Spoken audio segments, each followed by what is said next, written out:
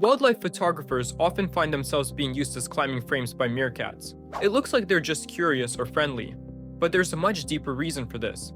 While the group searches for food, one meerkat always stands guard. Their job is to spot predators before it's too late. But in a flat desert, height is everything. The higher you are, the further you can see. To a meerkat, a still human is basically a perfect mobile watchtower. They don't see you as a threat. They see you as the best vantage point in the middle of nowhere. Because in a world full of predators, even a human can be a vital part of the security system.